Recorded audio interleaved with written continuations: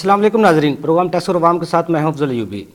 नाजरीन, हुकूमत के पहले 7 माह और टैक्स निज़ाम, पेट्रोल और डॉलर की बढ़ती हुई कीमतें, महंगाई का तूफान और आने वाला बजट हुकूमत के लिए चैलेंज। अवाम क्या चाहते हैं और हुकूमत क्या कहती है, इस पर बात करने के लिए आज हमारे साथ स्टूडियो में मौजूद हैं मैडम सना फरहान साहब। आप मुस्लिम लीग नून की रहनुमा हैं, उनके साथ मौजूद हैं मंशा सुखैरा साहब। आप साबिक सदर हैं लाहौर टैक्स बार के, चार्टर अकाउंटेंट हैं। उनके साथ मौजूद हैं आमिर कदीर साहब। आप साबिक इंफॉर्मेशन सेक्रेटरी हैं पाकिस्तान टैक्स बार के और चेयरमैन हैं रेवेन्यू एडवाइज़र एसोसिएशन के। नाज़रीन, इससे पहले कि हम अपनी गुफ्तगू का आगाज़ करें, पहले देखते हैं हम माहिरीन क्या कहते हैं। लेकिन ये आने वाला बजट जो है वो जिस तरह इतने बजट पहले पेश किए गए वो भी उस तरह का ही एक बजट होगा। लेकिन नई हुकूमत से लोग जो है उनकी तवक्कुआत कुछ बहुत ज़्यादा हैं और उसमें इन्होंने इतना इंटेलिजेंटली इसको बजट को बनाना है और कोई भी ऐसा कारोबार नहीं है जिसको ये कहा जा सके कि ये बहुत अच्छा चल रहा है। तो इसलिए बजट को इस तरह देना होगा कि जिससे कारोबारी सरगर्मियाँ भी मुल्क में ठीक रहें और गवर्नमेंट को रेवेन्यू भी मिल जाए। मेरी राय में ज़र मुबादला के ज़खायर इंक्रीज़ करने के लिए सबसे मेन सोर्स हमें अपने पाकिस्तानियों को बनाना चाहिए, ना कि गैर मुल्की कर्ज़ों पे दारोमदार रखते हुए कर्ज़े लेके वक्ती तौर पे हमने अपने रिज़र्व तो पूरे कर लिए लेकिन अल्टीमेटली फिर वापस भी करने हैं। तो ऐसे ज़र मुबादला के ज़खायर को बढ़ाना कभी भी मुल्की मुफाद में लॉन्गर रन के लिए नहीं होता। इवन पाकिस्तानी एसेट्स भी अगर उसकी अदायगी भी वो फॉरेन एक्सचेंज की कोई मोड बना के अगर उनसे हम करके कोई एमनेस्टी भी देते हैं तो इससे हमारे ज़र मुबादला के ज़खायर बढ़ भी सकते हैं और हमें किसी का कर्ज की अदायगी का मसला भी नहीं रहेगा। जो बुनियादी वजह है इस टाइम टैक्स कलेक्शन ना होने की, उसकी बुनियाद FBR और टैक्स पेयर्स का जो आपस में अदम एतमाद है और उससे कल को बजाय हमें को फ़ायदा होने के या हमें कोई शाबाश मिलने के उल्टा हमें ही उस पर टाइट किया जाएगा, हमें ही स्क्रू किया जाएगा और जो बंदा टैक्स नेट में नहीं आया वो इसका बेनिफिट लेगा और वो इजी होके और अपना कारोबार भी करेगा, लो कॉस्ट पे अपनी चीज़ें बेचेगा और हमें मार्केट से आउट भी कर देगा। इस्लामाबाद के अंदर एक पायलट प्रोजेक्ट वो शुरू कर रहे हैं रिटेलर्स के लिए कि आप एडवांस टैक्स इतना पे कर दें और पूरा साल अपना एक स्टिकर अपनी दुकान पे लगा के और बिज़नेस करे, कोई बंदा आके आपको तंग नहीं करेगा, कोई आपको नोटिस नहीं करेगा, कोई ऑर्डर नहीं, कोई रेक्टिफिकेशन, कोई प्रॉब्लम नहीं। तो मेरे ख्याल में जो सबसे ज़्यादा इम्पॉर्टेंट इस वक्त फोकस करने की ज़रूरत है वो ये है कि जो मैंने स्टेट के नाम पे टैक्स पे कर दिया है वो टैक्स लाजमी स्टेट तक पहुंच जाए। उसका फ़ायदा ये होगा कि जो अदर नोटिस हम जारी कर रहे हैं वो अनरेस्ट क्रिएट कर रहे हैं और वही सारी टीम्स हम उन लोगों के लिए इम्पोज कर दें, फिक्स कर दें जो लोग टैक्स दे ही नहीं रहे हैं। तो मेरे ख्याल में ज़्यादा बेटर रिजल्ट आएंगे और रेगुलर ऑडिट और रेगुलर जो चीज़ें हैं उनको बंद कर देना चाहिए। नोटिस को सिर्फ नॉन फाइलर के ऊपर फोकस करना चाहिए और विद होल्डिंग एजेंट्स के ऊपर फाइल फोकस करना चाहिए ताकि दोनों जो लोग हैं, एक तो स्टेट का टैक्स डिडक्ट करके स्टेट तक नहीं दे रहा और एक जिसने डिडक्ट करना है और प्रॉपर स्टेट को पे करना है उसको नहीं किया जा रहा। तो जो ऑलरेडी पे कर रहा है उसको कुछ 2-3-4 साल के लिए कोई प्रॉपर लॉ में अमेंडमेंट करके उसको ईजी कर देना चाहिए। मौजूदा हालात में पाकिस्तान में जो टैक्स बजट 4,398 अरब रुपए का टारगेट बनाए गए थे जून 2019 तक के बजट के लिए, वो नज़र आ रहा है कि टारगेट शायद मिस हो जाएंगे। बावजूद बेतहाशा लिटिगेशन, कॉन्फिस्केटरी प्रोविजंस और तमाम बिजनेसमैनों को टैक्स के मामलात में उलझाए रखने से पाकिस्तान का बिज़नेस काफ़ी मुतासर हुआ और ये नज़र आ रहा है कि आने वाले सालों में अगर ये रवश बरकरार रही तो तकरीबन 300 अरब रुपए का जो शॉर्टफॉल अभी ये 9 महीनों में नज़र आ रहा है, आने वाले सालों में शायद ये बजट का जो टारगेट्स बनाए जाएंगे वो शायद कभी भी पूरे ना हो सके क्योंकि वो अनरियलिस्टिक होंगे और FBR और हमारी जो लिटिगेशन और कॉन्फिस्केटरी प्रोविजंस जो हैं वो इसकी राह में रुकावट होंगी। FBR को ब्लेम देना, ऑफिसर्स को ब्लेम देना मेरे ख्याल में मुनासिब नहीं है। ये वो लीगल प्रोविजंस हैं जो बेतहाशा लिटिगेशन को जन्म देती हैं। वो प्रोविजंस क्या हैं? बहुत सारी प्रोविजंस हैं जिसके ऊपर हम डिस्कस कर सकते हैं। अगर वो इनकम टैक्स ऑर्डिनेंस और सेल टैक्स एक्ट से डिलीट कर दी जाएं तो मुल्क में एक्टिविटी, मुआशी नमू, इकनॉमिक एक्टिविटी बेतहाशा बढ़ सकती है और गवर्नमेंट को बजट टारगेट्स पूरे करने में कभी भी प्रॉब्लम नहीं होगी। जी मैडम, सना फरहान साहिबा, आपने हुकूमत की जो पहले 7 माह है उनकी कारकर्दगी को किस तरह देख रही हैं? बिस्मिल्लाहिर्रहमानिर्रहीम। हुकूमत की जो कारकर्दगी है वो सारी कौम के सामने है कि 7 माह के अंदर उन्होंने आवाम के लिए क्या किया है, क्या रिलीफ दिया है। बल्कि डे बाय डे महंगाई का जो तूफ़ान है वो अवामी के ऊपर डाला जा रहा है, कभी किसी मद में, कभी टैक्स की फॉर्म में या कभी किसी और चीज़ में। और अभी तक ये जो बजट लेके आए हैं उसमें भी आवाम के लिए तो कोई रिलीफ नहीं इन्होंने फ़िलहाल दिया। कोई आम आवाम के लिए रिलीफ होता तो शायद आवाम इनकी जो है पॉलिसीज़ को समझती। एक्चुअली इनके पास कोई ऐसी जो है मेरे पॉइंट ऑफ व्यू से कि इनके पास कोई भी ऐसी जो है ना तो प्लानिंग है, ना कोई स्ट्रेटजीज़ हैं, ना कोई इनका ऐसा कोई पॉइंट ऑफ व्यू है कि ये क्या विजन लेके निकले हैं। सिर्फ ये नया पाकिस्तान खाली ये कहने की बात नहीं थी। अल्हम्दुलिल्लाह हमारा पुराना पाकिस्तान बहुत अच्छा था। 22 करोड़ आवाम यहाँ पे कम से कम 2 वक्त की रोटी तो खा रहे थे। इन्होंने आते ही जो है बेरोज़गारी जो है उसमें आप देख लें किस हद तक इजाफा हो चुका है। और जो तिजावजात के नाम पर इन्होंने कितने लोगों को बेरोज़गार किया और ये अपनी तरफ से नया पाकिस्तान बनाने चले थे। तो उसके लिए सबसे पहले इनको चाहिए था गरीब आवाम के लिए, उनके लिए रोज़गार को फराहम करते, कोई डिफरेंट किस्म के कोई ऐसे पैकेजेस लेके आते कि आवाम सबसे पहले इस लायक हो जाती कि वो इस किस्म के जो टैक्स लग रहे हैं। बिजली देख लें आप कितनी महंगी हो गई है। डॉलर जो है वो असद उमर साहब बड़े दावे से कहते थे कि हम बड़ा अच्छा रेट जो है वो देंगे और वो उनसे अभी तक कंट्रोल नहीं हुआ।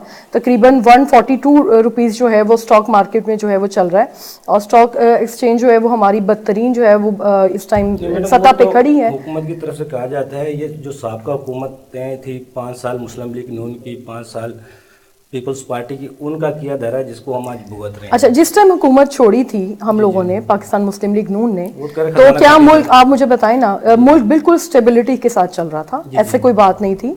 और ये अगर उस टाइम खजाना खाली था तो इन्होंने वो जो वाइट पेपर है वो शो क्यों नहीं किया?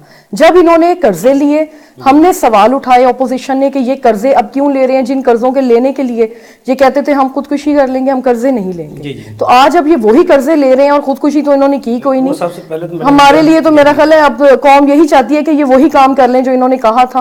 और यू टर्न लेने तो इनके लिए कोई नई बात नहीं है, तो वो अपनी बात पे यू टर्न ले लें, कौम का भला कर लें। बिल्कुल ठीक है। मंशा शुक्ला साहब, जिस तरह मैडम ने फरमाया, कोई प्लानिंग नहीं है, इनके पास टीम नहीं है, विजन नहीं है, इस वजह से आज 7 माह के जो कारकर्दगी है आवाम भुगत रही है।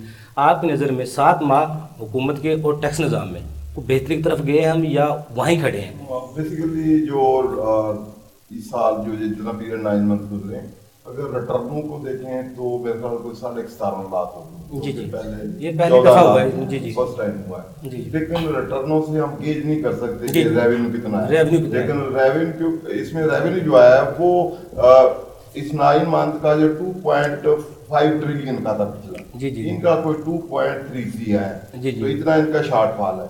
उसमें शॉर्टफॉल में काफी रीजन है।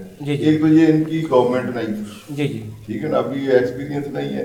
तो पिछले जो बजट था वो इन्होंने नहीं दिया था, जी जी, वो बजट गवर्नमेंट ने दिया था और इन्होंने जस्ट एडजस्टमेंटें की, इन्होंने कोई रेट में रेज नहीं किया, ठीक है, क्योंकि अगर उसको चेंज करते थे तो पुरानी गवर्नमेंट ने कहना था ये चेंज कर दिया, तो इस वजह से रेट वो ही रहे उस वजह। और दूसरा जो मसले आए, दूसरा मसला सबसे बड़ा ये है, इन्होंने जो टैक्स कलेक्टिंग एजेंसी है उनको डिस्करेज किया, जी जी, खौफ अनसर्टेनिटी क्रिएट कर दी, हम फायर कर देंगे जी, हम उड़ा देंगे जी, हम ये कर देंगे।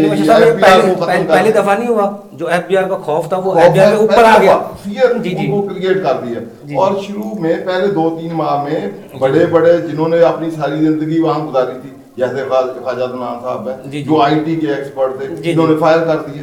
जिसने डिपार्टमेंट में सारी जिंदगी गुजारी हो और रिटायरमेंट के करीब आप उस डिपार्टमेंट से उसको फायर कर दें, और जो उनकी इंटरनल जो आपस में कॉन्स्पिरेसी होती है उसकी वजह से या किसी और वजह से आप डिसीजन मेकर ना हो, जज ना कर सके, उस वजह से जो बाकी लोग थे वो भी फिर डिस्करेज हुए, अनसर्टेनिटी क्रिएट हुई। फिर भी डिस्पाइट ऑफ दैट जी जी फिर भी इन्होंने वो जो बेंचमार्क था पिछला उसके नियर वेरी है 236 अरब का शॉर्टफॉल है 8 माह में। हाँ तो वो 250 होना था 2.33 ट्रिलियन है तो कम ही है वो। मैंने आगे अगला बजट इससे अगला टारगेट लिया मशा साहब उसमें एक भी है ना जो हुकूमत ने एक इन्होंने जो पिछली गवर्नमेंट ने सैलरी का रेट रिड्यूस करके उसका लिमिट थ्रेशोल्ड लिमिट 12 लाख तक 1000 किया। सुप्रीम कोर्ट ने मोबाइल के ऊपर भी लगाई थी, बैलेंस के ऊपर वो भी ये 4-5 चीजें जो हैं डिफरेंट सेक्टर में आई हैं जिसकी वजह से इसको ये बीट अप नहीं कर सके। यानी आप कह रहे हैं ये बेहतरी की तरफ जा रहे हैं। ओवरऑल कंपैरेटिव एनालिसिस करें ये फैक्टर का इफेक्ट निकाल दें तो फिर कंपैरेटिवली अपने उसको मीट अप करेंगे। लेकिन 4.4 या 5 ट्रिलियन जो हमारा टारगेट है बहुत हाईएस्ट साइड पे। अगर हम टोटल ओवरऑल एनालिसिस करें तो इसमें कोई 200-250 हैं जो हमारे बड़े टैक्स पेयर हैं जो कि हमारे मल्टीनेशनल हैं, बैंक्स हैं, दूसरे हैं जो 80 से 70 to 80% कंट्रीब्यूशन करते हैं। जिनका सलाती पैकेज था वो उनको कुछ बेहतरी की तरफ लेके गया, अवाम को कुछ उसने कुछ तो क्योंकि रेट हमारी नीड्स बहुत ज्यादा हैं जैसे हमारे फॉरेन टैक्स हैं वो जब आप रेट बढ़ाते हैं डॉलर बढ़ता है 40% ऑटोमेटिकली आपकी फॉरेन जो डेट पेमेंट है वो ऑटोमेटिकली बढ़ गई। आपने कुछ लिया भी नहीं, कोई कंसीडरेशन नहीं आई 40% एट ए टाइम। पुराने भी लोन हमारे कोई 100 टाइम ज्यादा हो गए हुए हैं जबकि हमने लिया कुछ भी नहीं है। तो हमारी जो ट्रेड डेफिसिट है जो अपने बैलेंस ऑफ पेमेंट है वो हमने पेमेंटें करनी होती हैं तो उसके लिए फिर ये एमनेस्टी स्कीम भी इन्होंने दी, बाकी चीजें दी। तो ये हमारी नीड्स है उसको पूरा करने के लिए अगर नहीं करेंगे तो इंसॉल्वेंसी या बैंकरप्सी की तरफ जाएंगे। आमिर कदीर साहब जिस तरह मंशा सुखेरा साहब ने कहा हुकूमत को अच्छे सेटअप थे, रस्ते थे, कुछ जो उन्होंने तजवीज़ें दी, उन्होंने इस्लाही पैकेज दिया, कुछ अवाम को बेहतरी की तरफ ले गए, सिस्टम को बेहतरी की तरफ ले गए। आपकी नज़र में जो हमारे 7 माह पहले हैं इसमें उन्होंने टैक्स की शरह को बढ़ा के वो अपना जो टारगेट है वो उसको अचीव किया है या टैक्स की शरह वही है, कोई टैक्स नेट को बढ़ा कर किया है? नहीं, देखें अनफॉर्चुनेटली जो अभी तक गवर्नमेंट की कारकर्दगी है ना 7 माह की जी उसमें इन्होंने काम तो खैर नहीं किया। ऐसी मैं कहूँ कि जी काम इन्होंने किया और उससे कोई मैडम वाली बात है कि अभी इनके पास वो उस तरह से जो प्लानिंग इन्होंने और ज़्यादातर मैं वैसे ये समझता हूँ कि इनको यकीन ही नहीं था कि हम इक़्तिदार में आ जाएंगे तो इसलिए इन्होंने इसके लिए शायद इन्होंने बेसिक वर्क इन्होंने नहीं किया हुआ, ना इनका कोई एक्सपीरियंस था प्रीवियस इसको काम करने का, पहली बात। दूसरी बात ये है कि 7 माह में अभी तक हो क्या रहा है? अनफॉर्चुनेटली हो ये रहा है कि मुझे अगर आज के दिन की ज़रूरत है ना, मुझे नज़र आ रहा है कि मैंने दोपहर का खाना खाना है, शाम का खाना खाना है, बच्चों को जनाब मैंने खर्चा देना, ये वो सारा कुछ मेरी एफर्ट्स सिर्फ और सिर्फ इस हद तक ही है कि आज मुझे अगर 2000 रुपया या 5000 रुपया मुझे एक दिन के लिए चाहिए तो मैं कहूँगा अब्बा जी से कह दूंगा, अम्मा जी से मांग लूँगा, बेगम को कह दूंगा, किसी को कह दूंगा यार मुझे आज 5000 रुपया दे दो, आपकी बड़ी मेहरबानी होगी, मैं आपका बड़ा शुक्रगुजार होगा। ये वो काम this is like that they are running the country like that. तो अपनी अगर मैं सुबह सवेरे उठ के काम पर नहीं जाऊंगा तो मैं तो फिर इसी तरह से मांगते मांगते मुझे 1 दिन 2 दिन 4 दिन 5 दिन 10 दिन कोई हो सकता है मेरे ताल्लुकात बहुत सारे लोगों के साथ अच्छे, मैं बड़ा लाडला रहा हूं अपने माँ बाप का और वो मुझे समझते हैं कि यार ये मेरा बड़ा होनहार बेटा है, कुछ ना कुछ चलो कुछ कर लेगा, 2 दिन ठहर के कर लेगा, 4 दिन कर लेगा। वो कुछ दिन 2-4 दिन 5 दिन 10 दिन वो मेरे ऊपर मेहरबानी शफकत करेंगे, लेकिन उनकी भी एक लिमिट है ना। जी आमिर भाई, तो कहाँ तक जाएंगे? आमिर भाई ये तो देखे ना जो मेरी बात समझ, मैं जो बात कहना चाह रहा हूँ वो बात ये है कि जब तक हम काम पर नहीं जाएंगे जी इनकम नहीं आएगी, हमें इनकम नहीं आएगी। जी मेरे खर्चे बढ़ते बढ़ते मैं तो साल के एंड पे मुझे पता चलेगा कि मैं तो जनाब 10 लाख का मकरूज हो गया हूँ। जी तो मुझे बजाय इसके कि कर्जे बढ़ाने हैं या मतलब कोई ऐसा करना, मुझे कोई ऐसा सिस्टम लाना है जिससे मेरी इनकम बने। जी ना कि मैंने सारा साल ये सारी जिंदगी मैंने इस अपनी जिंदगी को मैंने वैसे नहीं चलाना। तो यही बात है। अब देखिए डॉलर का जो अभी आप 42 पे देख रहे हैं, मेरे बहुत सारे क्लाइंट्स दोस्त इस वक्त डॉलर की बाइंग में लगे हुए हैं और उनको ये यकीन है कि 165 के ऊपर डॉलर जाना है। ये महंगाई का तूफान आने वाला है भाई देखें, जब 165 का डॉलर जाएगा, अभी सुबह की बात हो रही थी, हमने कहा जी देखें इतने सारे केसेस खोले जाते हैं, बहुत कुछ किया जाता है, लाइक बड़ी मिसाल दी बंदे ने, एक ने, उसने कहा कि जी मलक रियाज साहब को जनाब देखें, इन्होंने 4 अरब रुपए या 400 अरब या 60 अरब जितना भी उनका एक वो उसको फाइन किया, उन्होंने कहा जी इसको ये कर दिया, बाकी टाइम लिमिटेशन दिया उसको कि जी इतने सालों में आपने देना। उन्होंने कहा भाईजान आप क्या बात करते हैं, आप ये देखें कि उसने जिस वक्त तक पैसे देने हैं उस वक्त तक उसकी वैल्यू क्या होगी। अमर भाई आपका पॉइंट व्यू, आपका जवाब आ गया मेरे पास। मैडम जिसना उन्होंने बड़े तफसील से कह दिया, कुछ नहीं किया, लेकिन सबसे बड़ी बात यह है, पीपल्स पार्टी की हुकूमत आती थी या मुस्लिम लीग नून की आती थी, सबसे पहला टारगेट IMF होता था। 5-6 हज़ार अरब डॉलर कर्जा लिया, आगे अवाम को भी रिलीफ दिया, काम भी चलाए, जो भी हुआ। लेकिन ये पहली हुकूमत है जिसने अभी तक IMF से कोई कर्जा नहीं लिया, बेल आउट पैकेज नहीं लिया, इसके बावजूद वो चल रहे हैं। उनका ये मौक़िफ़ है, जितने हमने कर्जा दूसरों से लिया है वो सूद की अदायगी में और किस्तों की अदायगी में हमने वो दिए हैं। डेवलपमेंट के लिए अभी तक उनके पास कुछ नहीं है। आप इत्तेफाक करती हैं? मैं फिर बात वही करूँगी कि जब 5 साल पाकिस्तान मुस्लिम लीग नून की हुकूमत जो उन्होंने चलाई, उस टाइम जितने डेवलपमेंट्स पे काम हुए, ऑब्वियसली इस मुल्क में, इसके ख़जानों में वो सब कुछ मौजूद था या उसको क्रिएट किया गया, तो तभी पाकिस्तान के अंदर इतनी तरक्की जो है वो हुई है। जी जी। और जिस टाइम हुकूमत छोड़ी थी उस टाइम भी बहुत मेगा प्रोजेक्ट्स जो हैं वो चल रहे थे, वो ऑब्वियसली उनके लिए जो भी पैकेजेस मखसूस थे वो रकम मौजूद थी। और उसके ऊपर जो है ऑरेंज जो ट्रेन है उसका प्रोजेक्ट तो हमारी हुकूमत में ही रुकवा दिया गया था, वरना शायद आज वो भी पूरा हो चुका हुआ।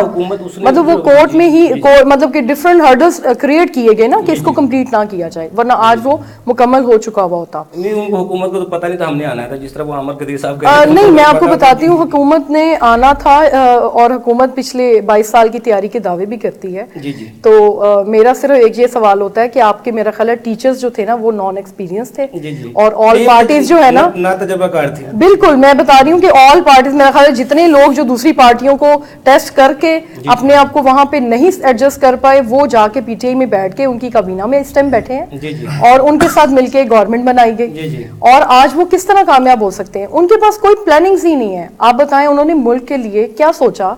22 साल की तैयारी बहुत होती है एक पेपर को देने के लिए, और हमेशा एग्जाम अनसीन ही आता है।